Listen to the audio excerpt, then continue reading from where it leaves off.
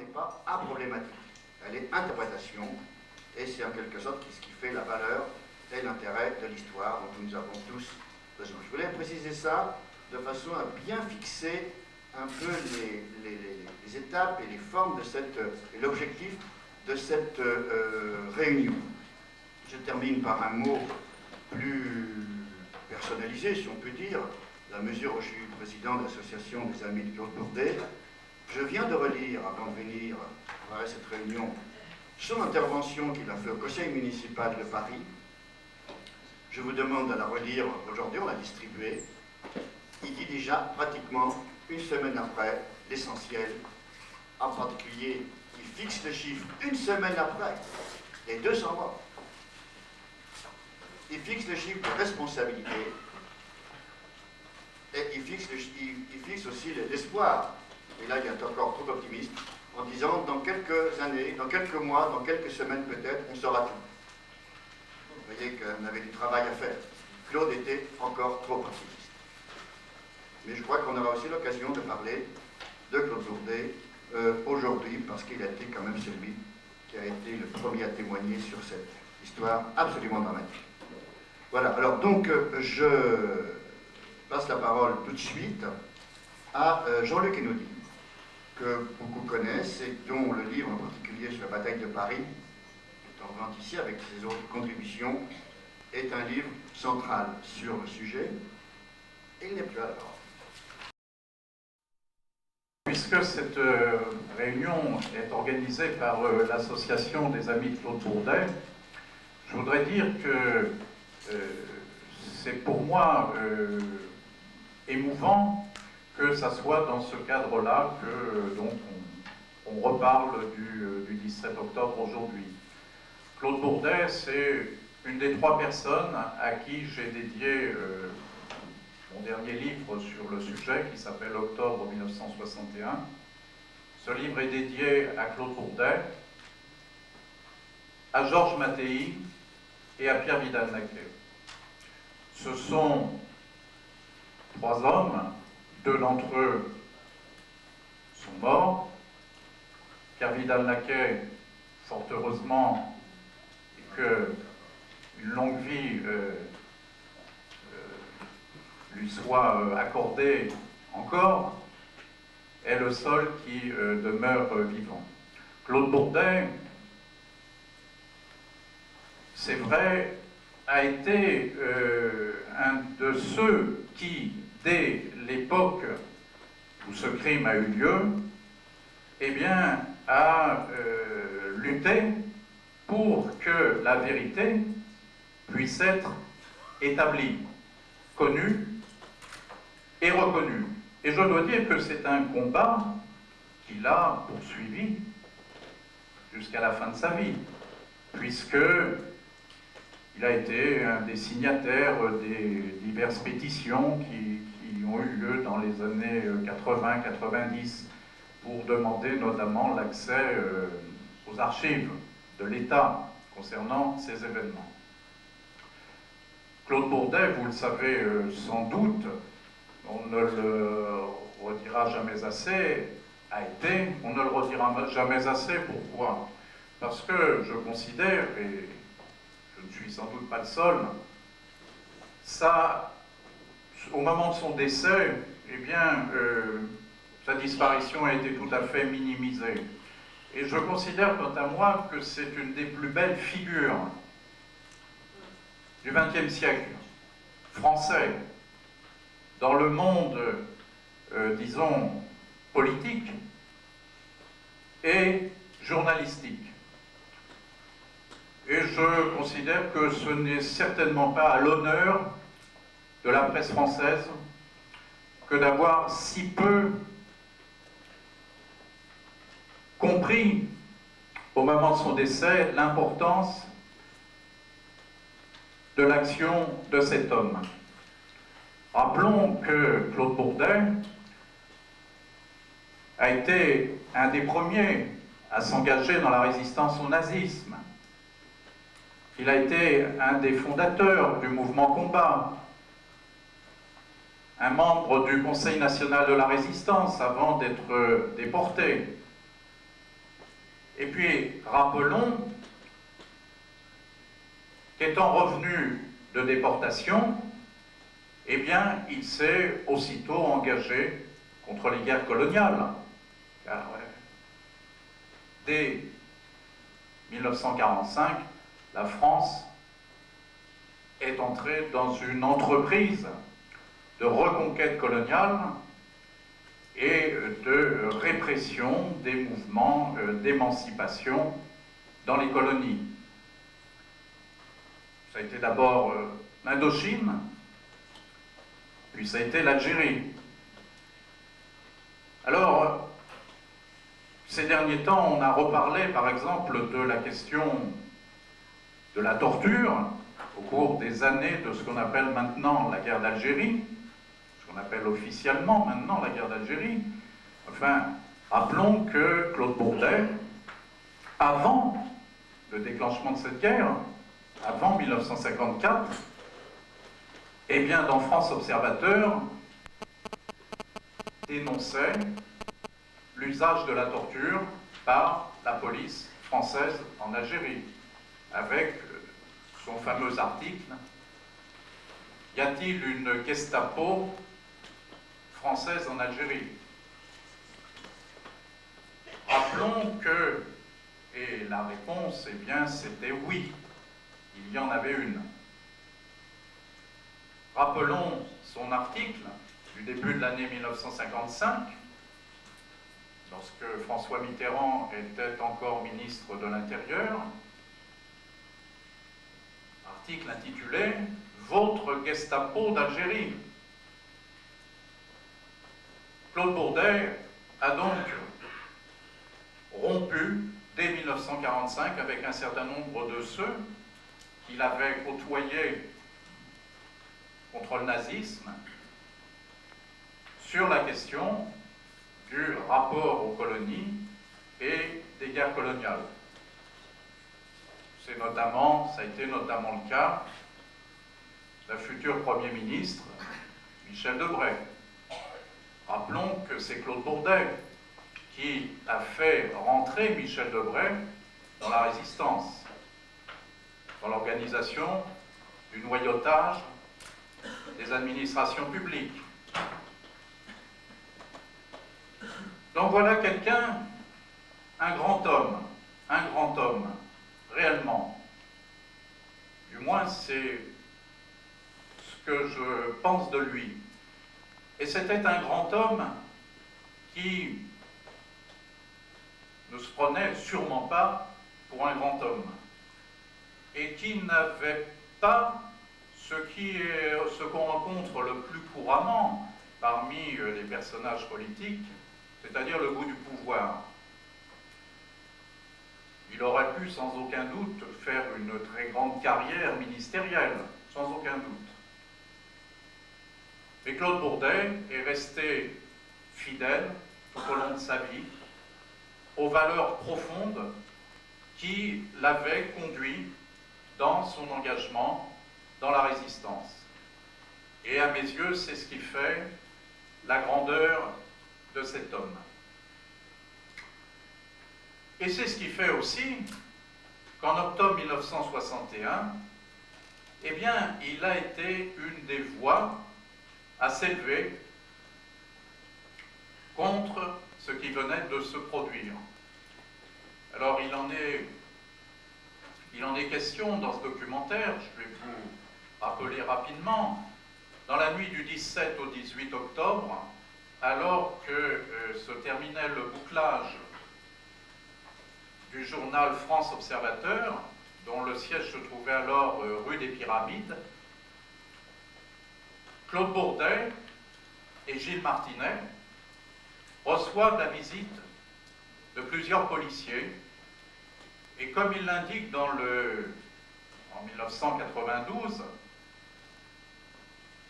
ils étaient en état de choc, ils étaient larmoyants, et, m'avait-il dit, ils étaient dans un tel état qu'on ne pouvait pas mettre en cause ce qu'ils venaient dire.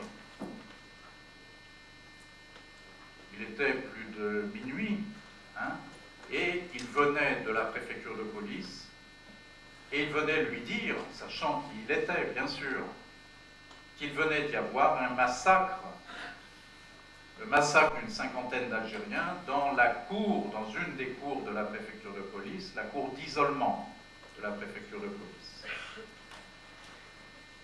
C'est comme ça d'abord qu'il a eu connaissance de ce qui se passait. Et puis ensuite, les informations ont continué à lui parvenir. Et puis le 27 octobre, 10 jours après, alors il était élu, c'était un élu parisien, un élu PSU, hein, oui, du 13e arrondissement. Donc il siégeait au conseil municipal de Paris, et puis au conseil général de la Seine.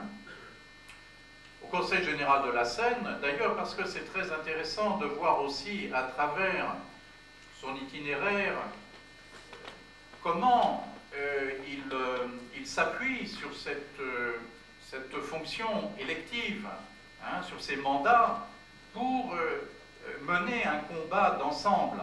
Hein. Et au Conseil général de la Seine, par exemple, notamment durant l'année 1961, il est intervenu plusieurs fois pour dénoncer l'usage de la torture à Paris. Parce que, ben oui, la torture a été installée à Paris, tout particulièrement, déjà auparavant ça existait, mais tout particulièrement à partir de 1960.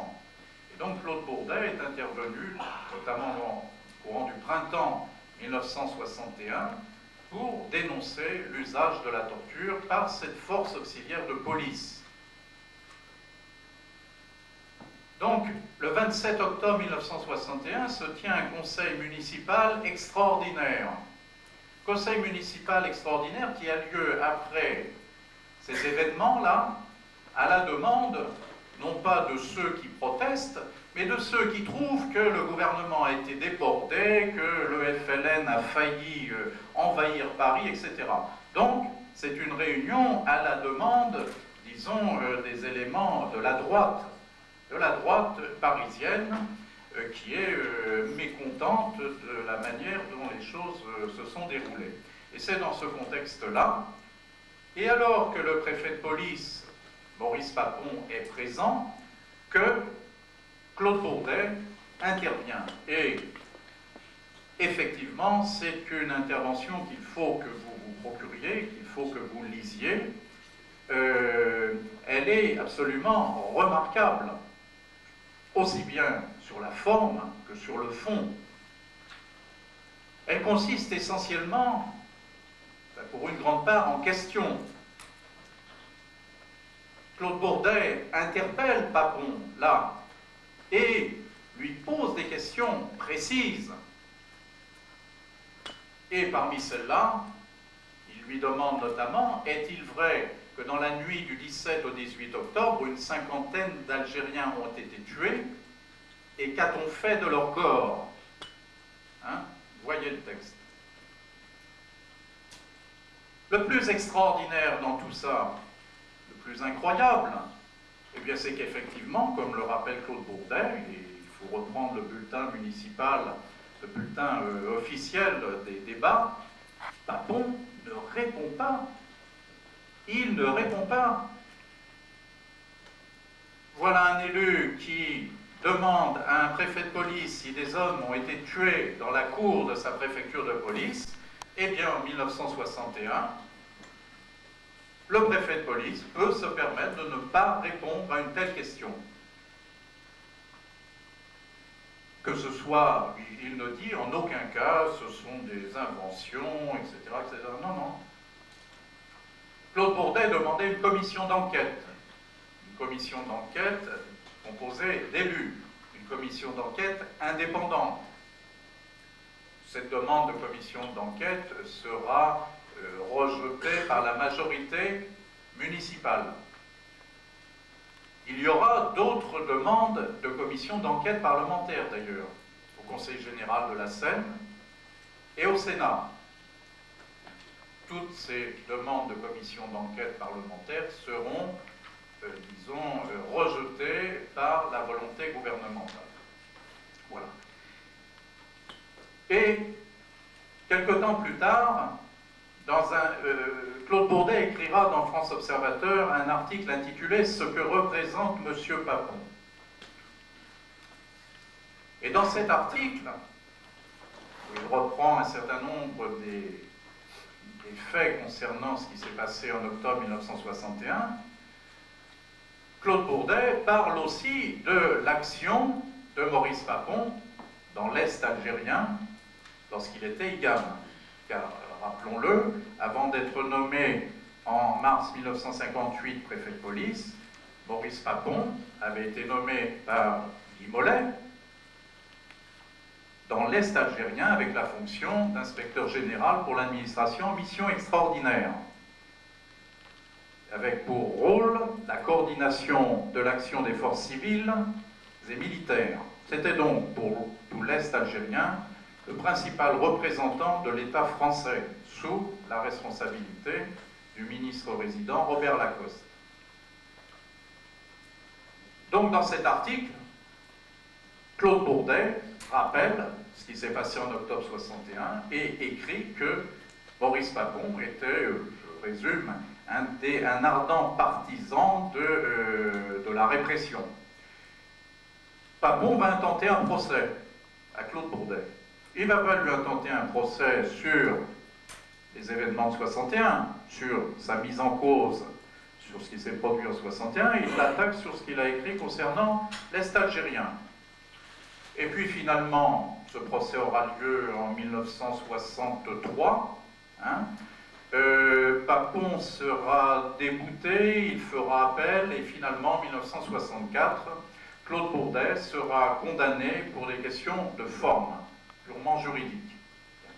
Mais vous constaterez que ça ne portait pas, ça n'a jamais porté sur ce qui s'était produit en 61.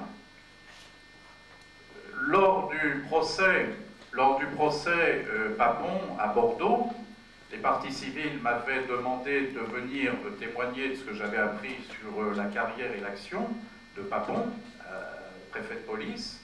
J'ai donc rappelé, j'ai fait appel à l'action de Claude Bourdet. Et Papon a fait comme si il avait répondu à Bourdet. Or, il ne l'a jamais fait. Jamais.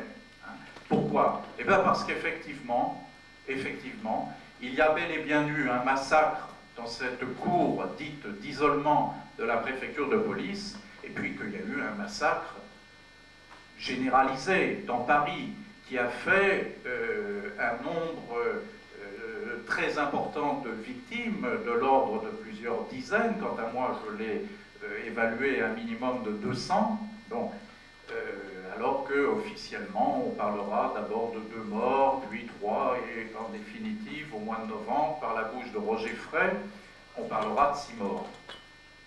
Alors, ce que je voudrais, je ne vais pas revenir sur le déroulement des événements, on en reparlera ultérieurement, puis il y a eu le film. Je voudrais quand même vous donner quelques éléments sur ce qui a précédé, sur le contexte de ces événements. On pourrait remonter, et on devrait remonter très loin, et je crois que certains intervenants le feront, pour comprendre ce qui s'est passé. Parce qu'en vérité, ce qui va se produire là, en plein cœur de Paris, là, au cœur de la capitale française, c'est au fond la pointe immergée d'une répression coloniale qu'il faut faire remonter au début même de la colonisation.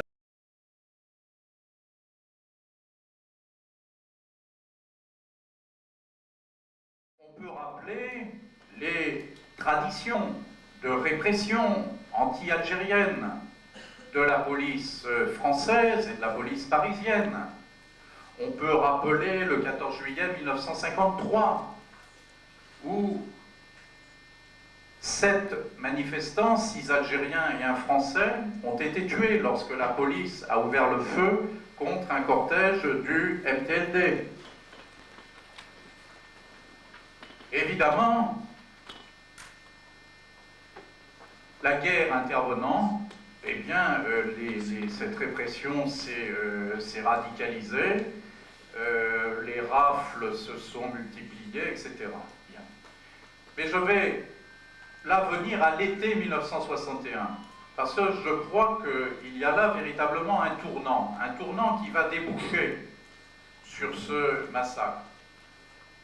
Rapidement, il faut rappeler donc que les négociations entre le GPRA, le gouvernement provisoire de la République algérienne, et le gouvernement français sont rompues en juillet à Lugrin.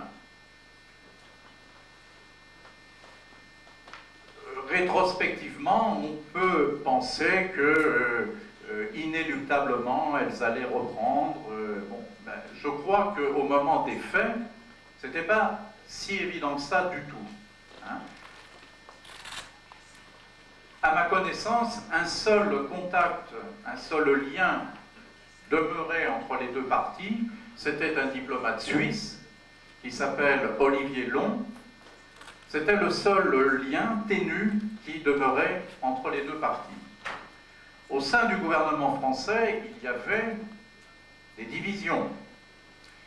Ces divisions étaient d'abord au sein même du gouvernement. Vous aviez Michel Debré, qui depuis longtemps était très partisan du maintien de la France en Algérie, qui peut, notamment sous la 4e République, il s'était particulièrement signalé dans ce domaine.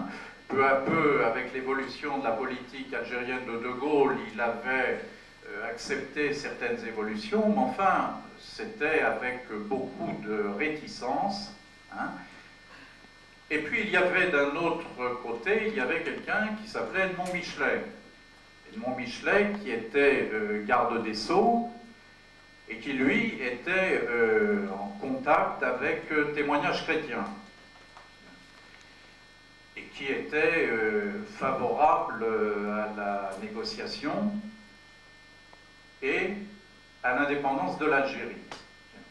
Debré voulait depuis longtemps le départ de Michelet du gouvernement, multipliait les pressions sur De Gaulle pour obtenir ce départ, et finalement, il l'a obtenu fin août 1961. Et je crois que, véritablement, cette éviction de Michelet a eu pour conséquence si vous voulez, une transformation du rapport de force au sein de ce gouvernement. Et disons que les partis Michelet étaient contre. Le Témoignage chrétien a été un des organes de presse qui a dénoncé l'usage de la torture à Paris. Hein, les informations provenaient de Michelet et de son entourage. Hein.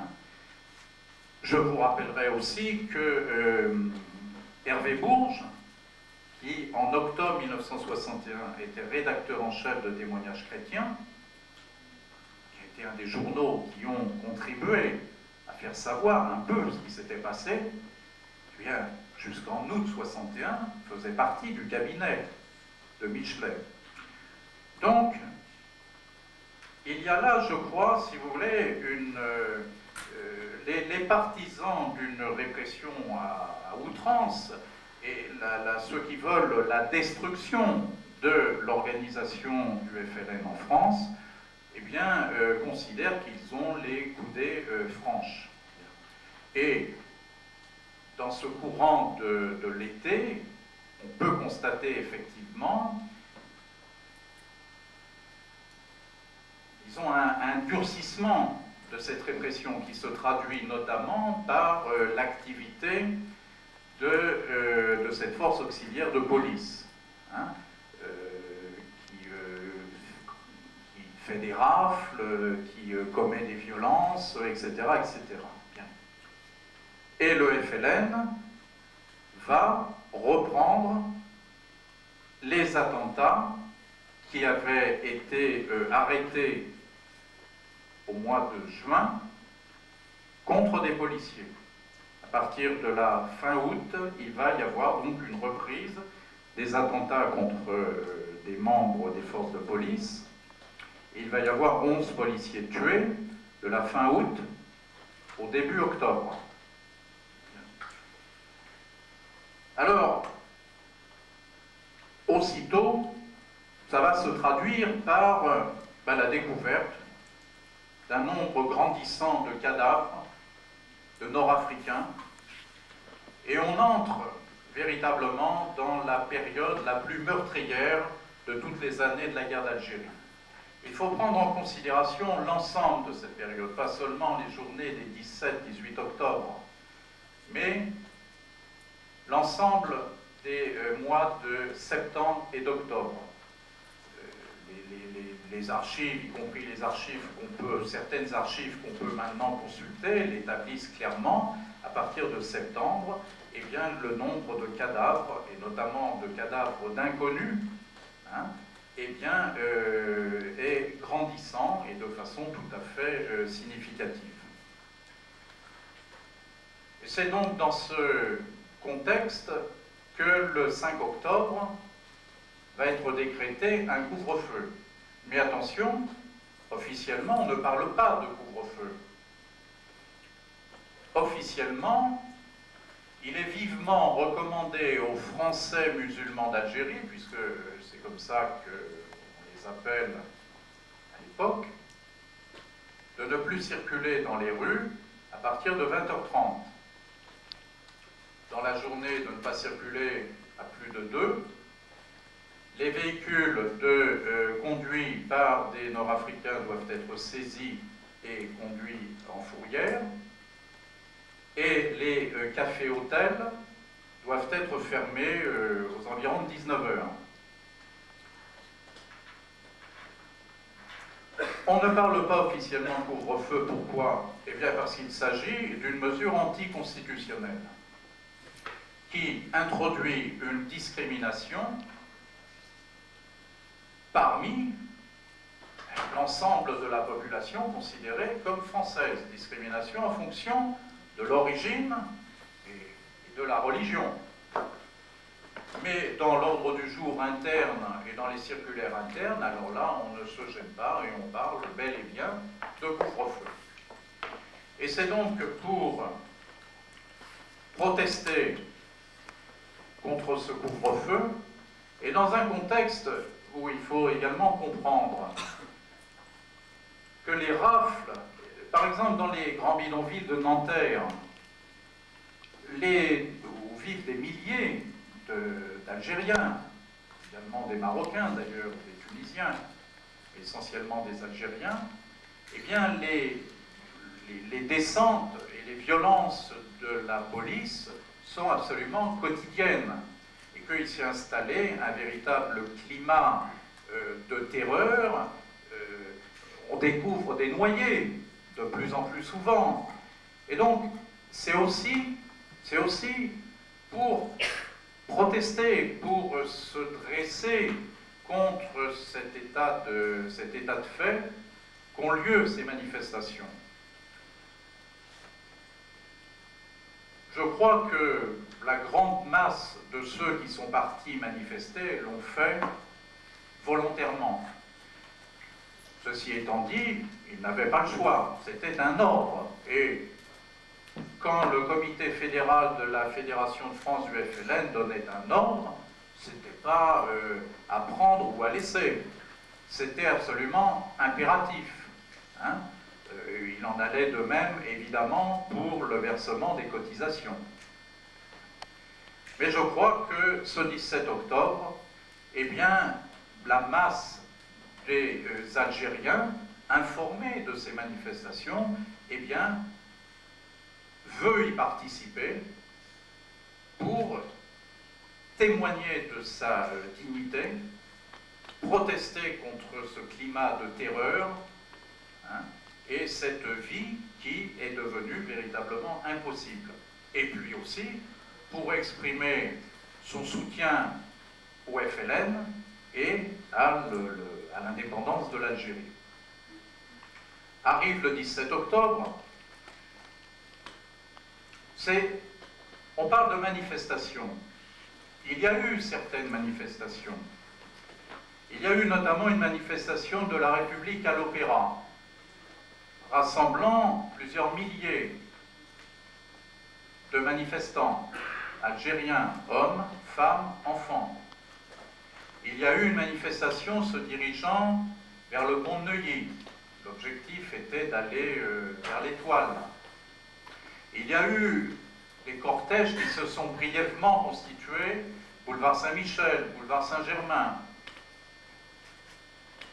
que ce soit sur les grands boulevards, que ce soit au pont de Neuilly, la police a ouvert le feu. Hein. Mais ce qui s'est produit surtout, ça a été une généralisation de la chasse à l'homme. C'est ça. Et une chasse à l'homme en fonction de l'apparence physique, en fonction d'un certain nombre de critères censés caractériser l'Algérien. C'est-à-dire qu'on a, dans cette affaire-là, la haine raciale comme moteur. Alors, bon, ça commence maintenant à être bien connu. Enfin, il va y avoir de nombreux Algériens manifestants ou non manifestants, parce que parmi les victimes, il y a des gens qui n'étaient pas au courant de ces manifestations, des gens qui rentraient de leur travail, voire des gens qui n'avaient pas l'intention d'y participer, et bien qui ont été jetés à la Seine du haut des ponts. Ça a été vrai du haut du pont Saint-Michel, du haut du pont de Neuilly, et bien d'autres, de divers ponts de la banlieue. En ce qui concerne le pont Saint-Michel, il faut quand même constater que ce pont situé là, plein cœur de Paris, devant la préfecture de police, devant le palais de justice, commettre de tels crimes, comme ça a été le cas de la part de membres de la police parisienne, de gendarmes mobiles, ça ne pouvait se faire qu'avec le sentiment de l'impunité, la conviction de l'impunité.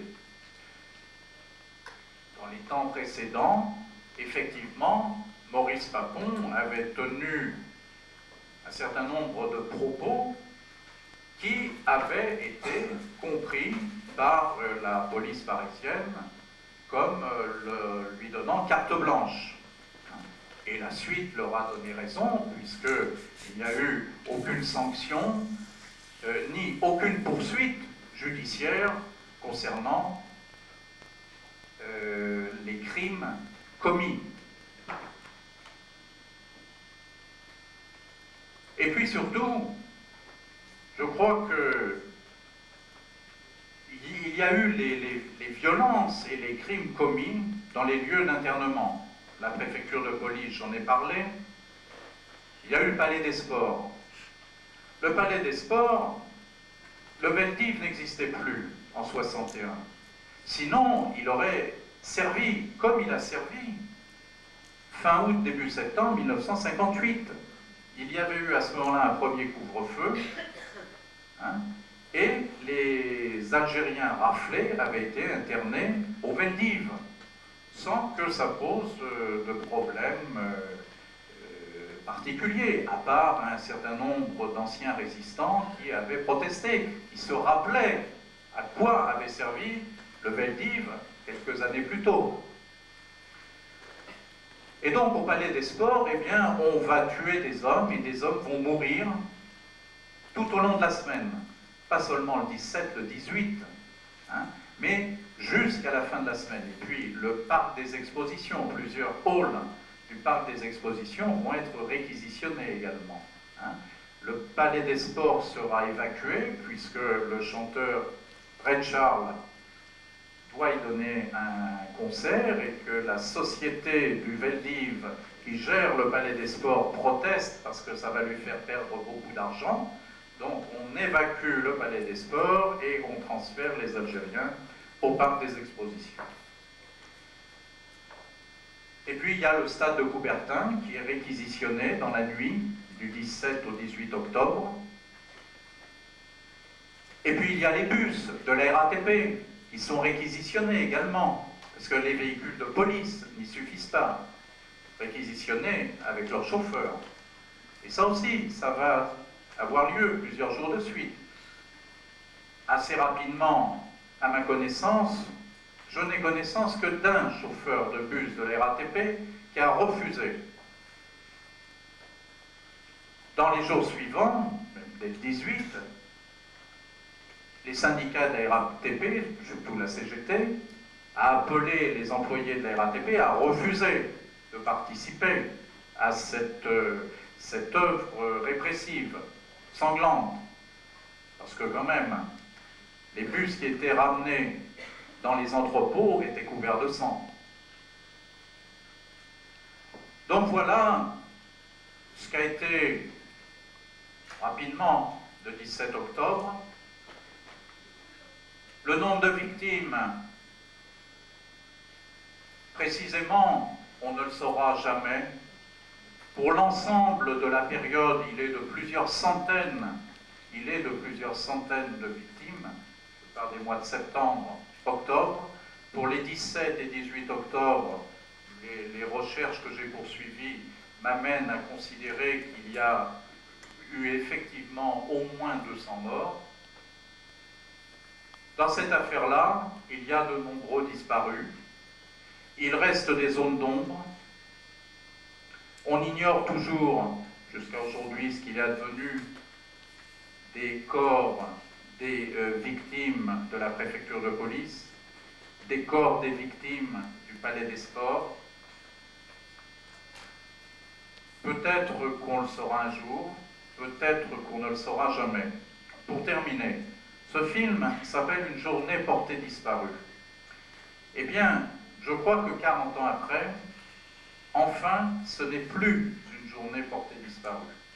Mais il aura fallu 40 ans. Pourquoi? Eh bien, par exemple, et je considère que c'est un fait, quelque chose de tout à fait positif et d'important, même si ça intervient très tardivement, il y a eu la semaine dernière un débat et un vote au Conseil de Paris, et que donc a été adoptée la décision qu'une plaque commémorative soit installée, inaugurée le 17 octobre par le maire de Paris. C'est l'indice qu'on est entré dans une nouvelle étape par rapport à l'histoire de ce massacre jusque-là nié. Il n'en reste pas moins que c'est une affaire d'État et qu'on continue à attendre ce qu'en pensent les plus hauts représentants de l'État français. Et tant que de nouvelles paroles n'auront pas été prononcées, eh bien, en ce qui me concerne, je considérerais que c'est la version Papon qui demeure la version de l'État français. Papon, préfet de police, le mensonge d'État de cette époque, appelle une remise en cause. On ne s'en tirera pas en considérant que, en voulant considérer qu'il s'agit d'une affaire parisienne. Non, c'est une affaire d'État qui engage l'État français et qui engage la République.